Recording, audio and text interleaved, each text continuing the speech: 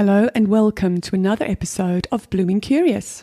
This is the fourth episode in our Getting Started series. So if you're in your first few years of teaching, or you're new to homeschool education, or even if you're a seasoned pro looking for some new inspiration insights, this is for you. Today we'll be exploring how both classroom and home-based early childhood educators can set up an inspiring learning environment indoors, which will definitely give you some food for thought as you go about setting up your classroom or your learning space for this new term.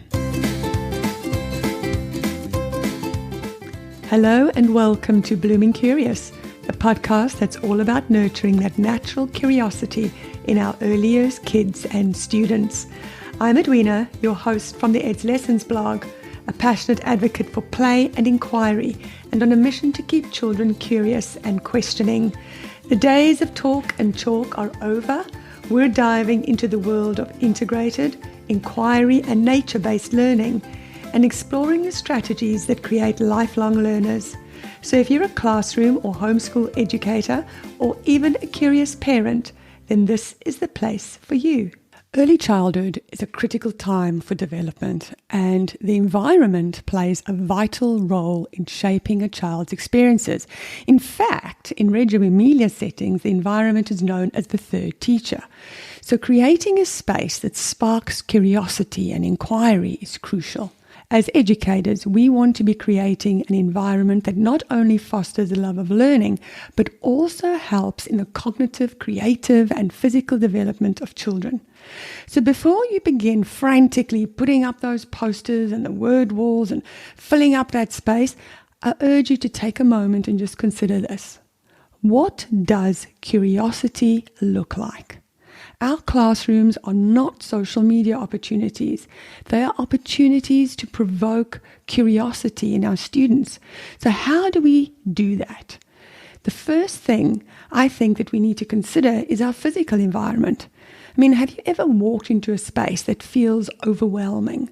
Perhaps there's a multitude of bright primary colors, or it's crammed so full that anyone using the space will feel so overwhelmed that they wouldn't even have an idea where to look or go first. And that's the kind of thing we as educators need to be cognizant of when we're creating these learning spaces for our learners. Let's consider color, for example. The psychology of color is pretty powerful. Certain colors can make us feel energized, sad, calm, and even hungry. The colors you choose play a significant role in creating a calm atmosphere conducive to learning. So soft, natural colors like soft blues and greens and earth tones are known to promote calmness and focus. Just think about what nature looks like. And those are the colors that really we want to bring into our classrooms so that children feel as almost though they are in nature. Those are the colors that are naturally calming to us as humans. There's obviously nothing you can do as a teacher when you enter a classroom and your boards, the notice boards that are already up, are bright purple and red. But usually we teachers go and spend a fortune and cover these boards with fabric. Now, Hessian or burlap has always been my go-to choice, as it's a great neutral backdrop for displaying children's work or for a wonder wall. Believe it or not, but black notice boards also provide a great neutral backdrop and really make whatever you put on them pop. I think it's worth considering that it's children's work and wanderings that should be displayed along with some anchor charts as the weeks and months progress. So don't be afraid of children walking in on their first day and finding blank walls. These blank walls are actually opportunities for getting students involved in what goes onto those walls. And we're talking about student agency in just a little while. But most importantly, as you go about setting up your space in the next week or so, just keep things simple.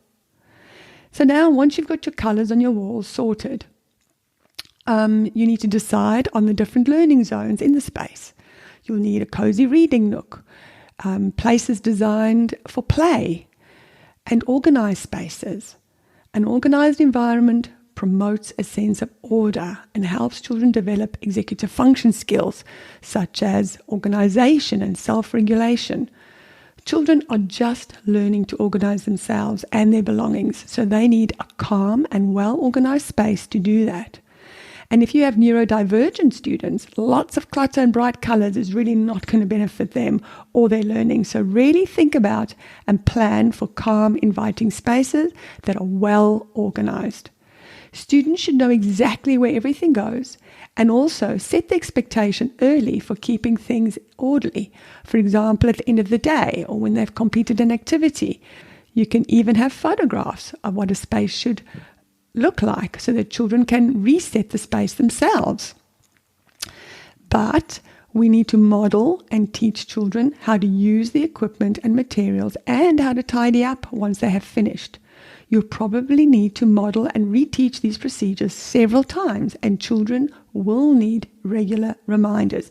Don't think that just because you've done it on day 1 or day 2, they're going to remember this for, day 1, term 4. So you will need to remind them regularly about what the space should look like, and also reminders that it's a shared space. So teaching, that comes with respect. It's a shared space for everyone to use. So what does that look like? What does respect look like? How should we keep the place so that others can enjoy it too? And just a remark here, again, when it comes to play, it's obviously going to be, and it can be, messy. And sometimes, if you're a bit of a neat freak, you have to learn to turn a blind eye and live with it. In the construction and block area, for example, sometimes kids want to keep their construction up and add to it later or the next day. So create a way for them to do that. Perhaps they can put up a sign like work in progress, which will allow them to return to that project. Or perhaps let them take a photo of their construction or whatever they've made with an iPad and then tidy up, and then perhaps this photo can become a provocation for a story or a technology project. There's a great book called Inspiring Play Spaces, which I'll link to in the show notes, as well as to my Pinterest folder, where you can browse around images of inspirational play spaces that really spark curiosity in children. I've collected these for my own inspiration for my classrooms in the past. Now let's get back to executive function skills. An organized space and a teacher contribute significantly to the development of executive function skills in young children. We as the adults have to model organizational habits. We've got to teach children to clean up after themselves and provide visual cues for routines. Consistent practice of these habits will help children develop skills like time management, planning, and impulse control. These habits help children navigate what is becoming an increasingly busy and sometimes chaotic life for many of our students. So now you have your place set up. Let's talk about the kind of materials you're going to include in those spaces. We want to promote curiosity and inquiry, for children to be curious and thinking individuals. So the materials we provide must foster curiosity and exploration. Things like trucks and dolls have a place in any play space, but they are not open-ended. They can only be dolls and trucks. Open-ended materials, on the other hand, are only limited by the child's imagination. Building blocks of all types, that includes Lego or Duplo. You can even get wood offcuts, or go to your local building supply store and just get some wood and chop it up yourself if you need to. Art supplies, objects from nature like plain old sticks or even pebbles and pieces of fabric all allow for a wide range of possibilities. We need to keep the environment fresh and interesting, so rotating those materials regularly is key to sustaining children's curiosity and encouraging creative thinking and problem solving. So definitely include some open-ended materials wherever you can. And that includes loose parts. And I'll be having a chat with a loose parts expert in an upcoming episode, so be sure to subscribe and follow so that you are notified of new episodes and so that you don't miss out on that chat. Now let's think about provocations for inquiry. These are intentional setups. I'm going to say it again. These are intentional setups that encourage children to explore, question, and investigate. Think of them as invitations to learn, simple yet thought-provoking activities or displays like a nature-inspired table, perhaps with drawing paper, pencils and books on the topic that supplements the objects on display, or an art station with open-ended materials, or even a simple tray or shelf with objects beautifully displayed, inviting children to touch and explore, and of course always with pictures or books related to the topic, which encourages reading and finding out. These all serve as provocations that encourage independent inquiry and nurture a love of learning. Now, provocations should, of course, be intentional. There's that word again. And a great place to start with is your humanities and social sciences topic or science. Think about what you're going to be teaching this term and then find objects that link to that topic. So, for example, let's say you're teaching forces. That's push and pull. So you get things on wheels. You can stick in some ramps, bubble wrap and sandpaper to place on those ramps to demonstrate friction, for example. What about a yo-yo, a ball, some pool toys, and so much more? I remember teaching this unit in pre-primary some years ago, and children became interested in the way fish move through water. And suddenly one of the children remarked that whales and dolphins push themselves out of the water. And that led to an inquiry project on how different tail shapes of sea animals allow them to move in different ways.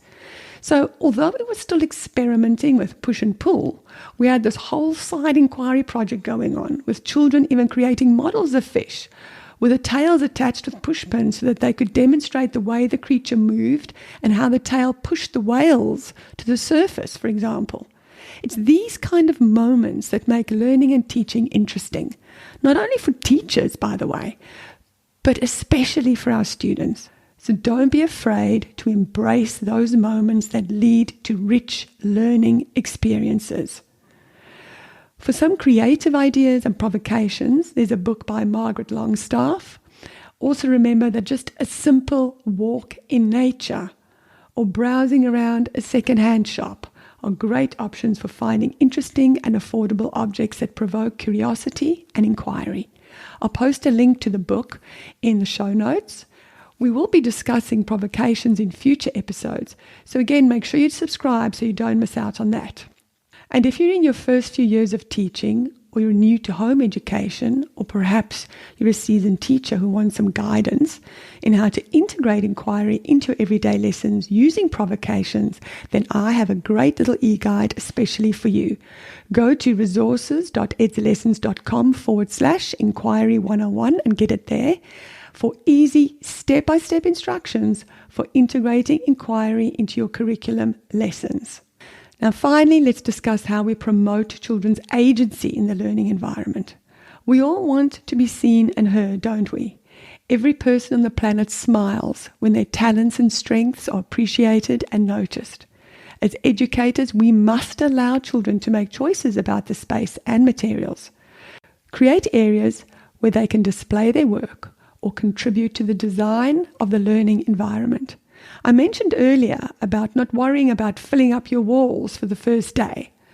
Well, your first day could be a great opportunity to share with students that blank wall and that it is for their wanderings and ideas, for example.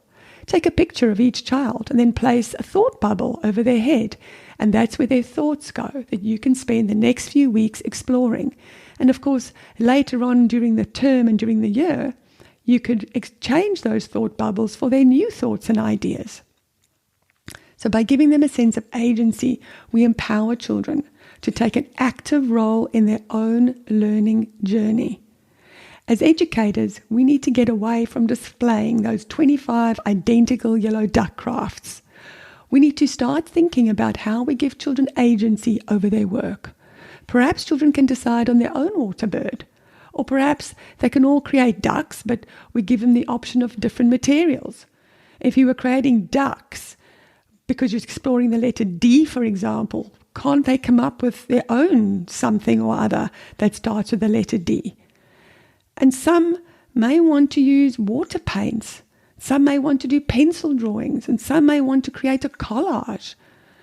And so if we allow children that even if you want them all to paint ducks, but they use a different material, for example, we're now seeing true individualization and agency. And isn't that more interesting for everyone, including the environment? Isn't this type of display going to act as a provocation in itself?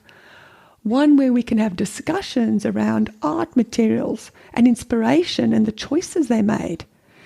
I want to alert you to this little story written by Helen Buckley, and it's called The Little Boy. It's just 2 pages long, but it's all about the effect that a lack of agency has on a young child's creativity. I really urge you to read it. It'll really make you think, and it will make you truly consider the way you ask children to tackle tasks. I'll place a link in the show notes for you, so make sure you look at that. I think you'll find it to be a really special eye-opener. Now, as we wrap up, here are a few practical things for creating an inspiring indoor learning environment that I want to leave you with. Number 1, involve children in the setup process and promote their agency to foster a sense of ownership. Number 2, observe and adapt your environment based on their interests and your HASS and science topic. Number 3, remember that the learning environment is dynamic. So don't leave up the same display for a whole term or a whole year. It changes with your topics and it changes with children's interests. And last, keep things calm and simple. Don't overdo things. Don't fill the space with all your beloved belongings. Remember, this is a space for the children. So that includes today's episode of Blooming Curious. I hope you found these insights helpful as you work towards creating inspiring indoor space for your youngest learners. I want to conclude by quoting Jess Vance, a thought leader in the field of inquiry learning, for you as you prepare your learning space. Set an intention to be rooted in curiosity. I'm going to repeat that.